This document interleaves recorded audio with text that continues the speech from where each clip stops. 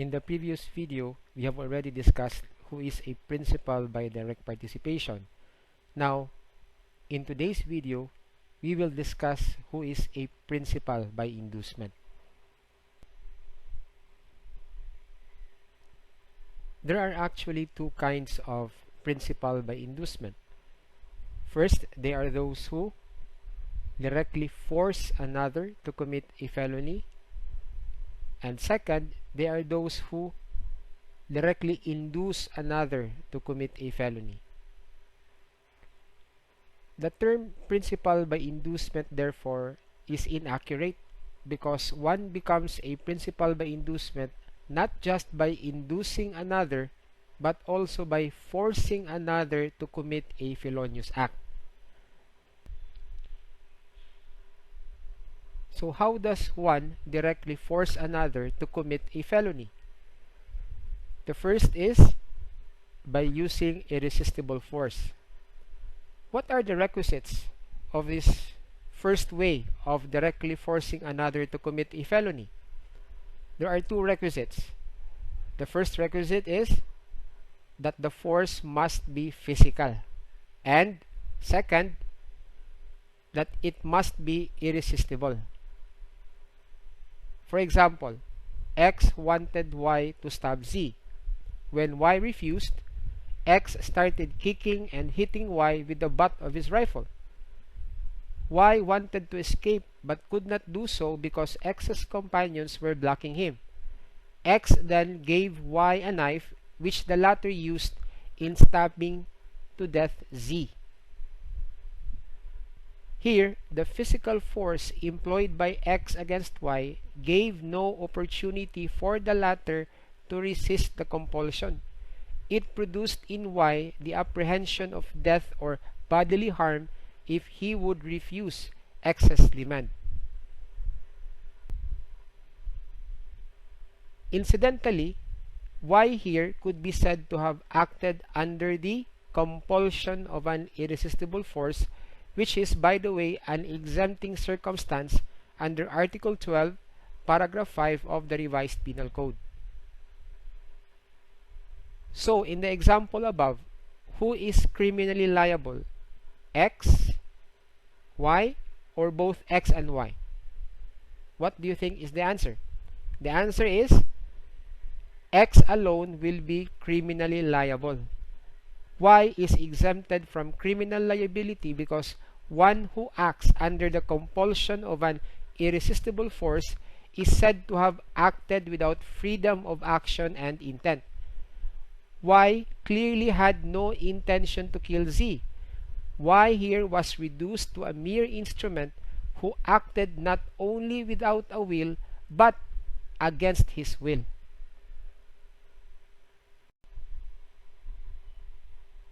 The second way of directly forcing another to commit a felony is by causing uncontrollable fear.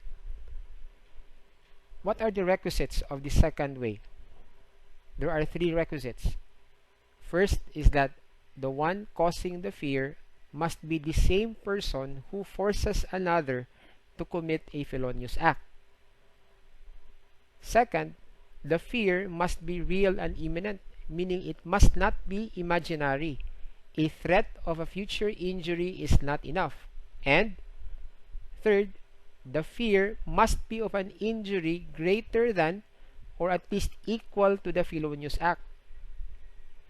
In essence, the person here compels another to commit a felony by means of threat or intimidation, not by physical force or violence, as in the case of the first way of directly forcing another to commit a felony.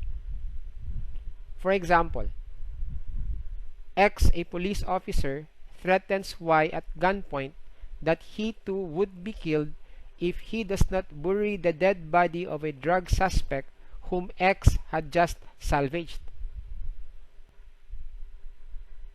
The said example clearly illustrates compliance with the three requisites. First, the one causing the fear, X, is the same person who forced Y to commit a felonious act.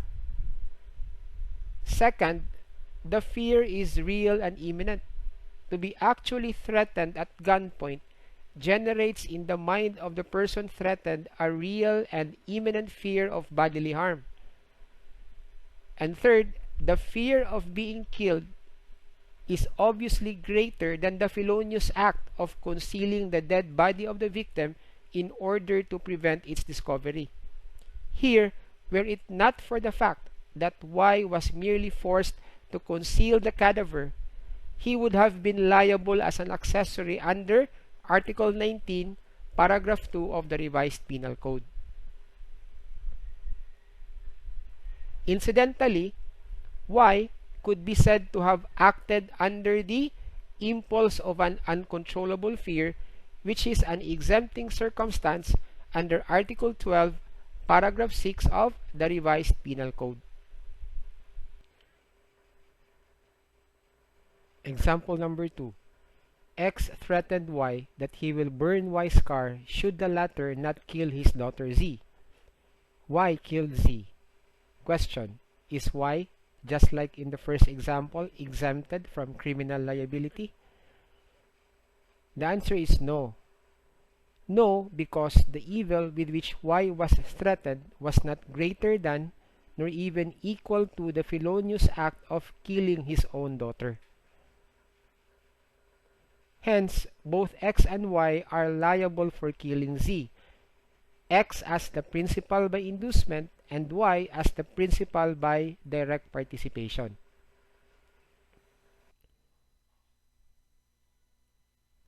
On the other hand, how does one directly induce another to commit a felony? The first way of directly inducing another to commit a felony is by the giving of prize or offering reward or promise. There are certain requisites that must be fulfilled before we can say that a person has directly induced another to commit a felony by the giving of prize or offering reward or promise. First requisite: that the giving of prize or offering reward or promise be made directly with the intention of procuring the commission of the felony. And number 2, that such giving of prize or offering reward or promise be the determining cause of the commission of the felony by the principal by direct participation or the material executor of the crime. Example number 1. Politician X hired Y to murder rival politician Z. After a month of surveillance, Y killed Z while the latter was about to get inside his vehicle. Here, as to the first requisite, the giving of prize by X to Y was clearly made with the intention of procuring the commission of murder. It presented to the person induced the strongest kind of temptation to commit the said felony.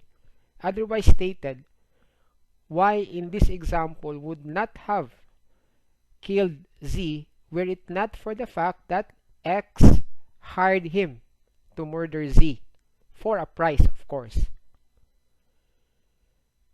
And as to the second requisite, the giving of price was clearly the determining cause of the commission of the felony by Y, since the facts do not show that Y was impelled by any other motive to commit the felony.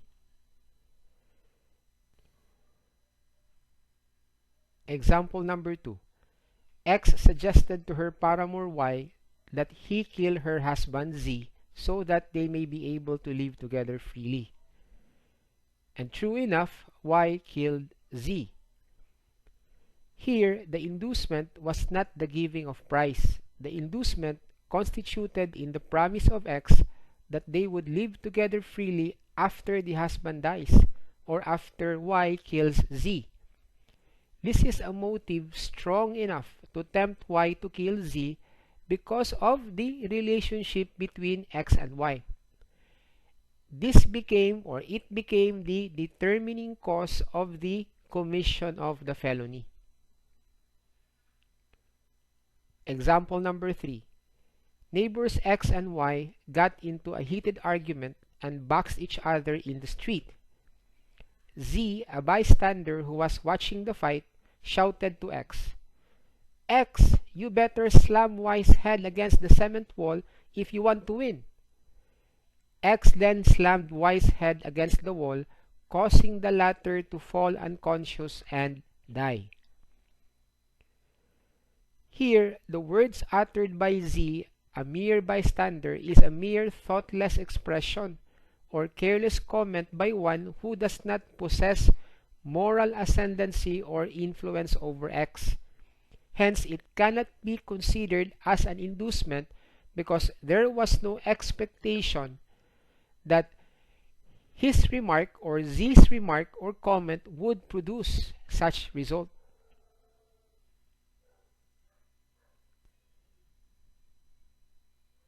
Example number 4. X persuaded his 7-year-old cousin named Y to steal the cell phone of their neighbor Z. The following day, Y indeed stole the cell phone of Z. Question: is X here guilty as a principal by inducement? The answer is yes. In a Supreme Court case, the Supreme Court held that inexperienced children of tender age are easily susceptible to the suggestions of the inducer because they have no discernment of their own. The influence of the inducer here is the determining cause of the commission of the felony. Example number 5. X told his son Y, "I got dismissed from my job upon the instigation of Z, who told management that I do not deserve the position. If you really care for me, I want you to avenge this humiliation by killing him." Thereafter, Y killed Z. Here, the suggestion made by X to his son Y that he kill Z is sufficient to constitute as an inducement. This is so because a father's moral ascendancy over his child under conditions which signify obedience was the determining cause of the commission of the felony by Y.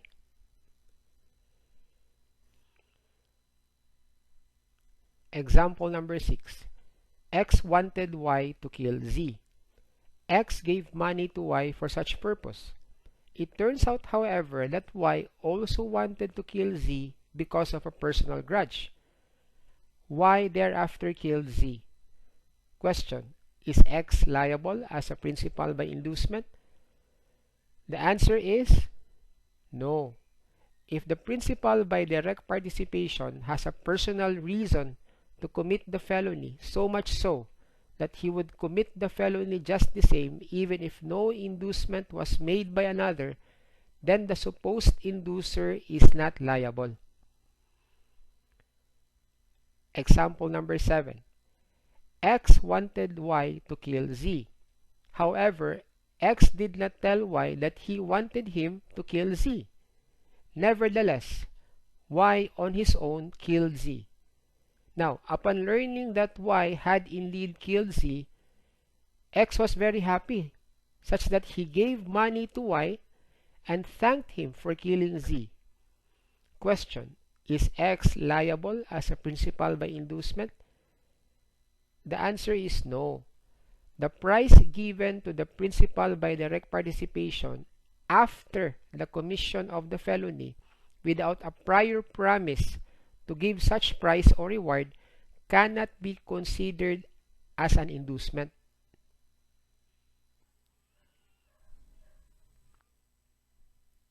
Now, the second way of directly inducing another to commit a felony is by using words of command.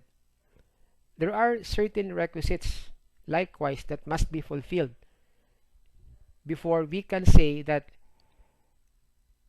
a person was induced by words of command to commit a felony. What are these requisites?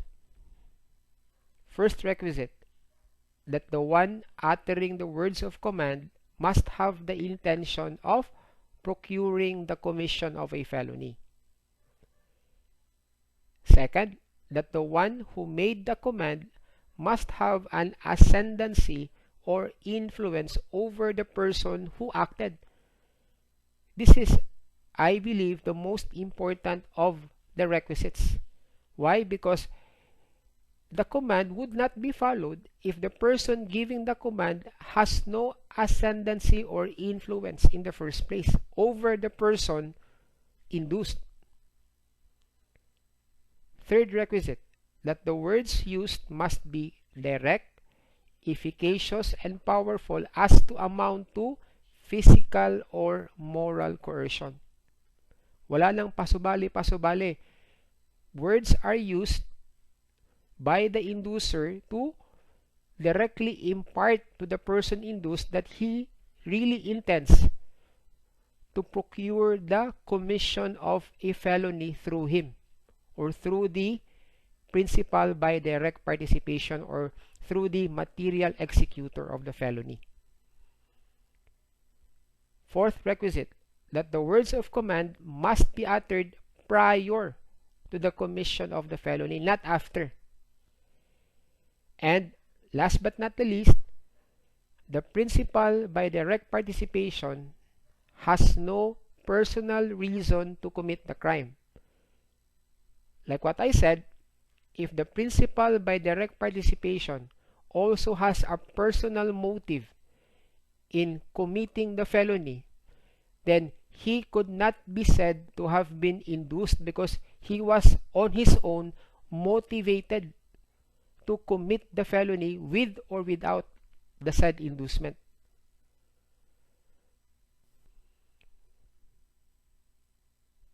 Question: does the principal by inducement have to appear at the scene of the crime? I think I have already answered this in the previous video. The answer is no. This is the reason why he induces others to commit the felony, so that he will just remain in the background. In other words, he is liable, the principal by inducement, regardless of his actual presence during the commission of the felony.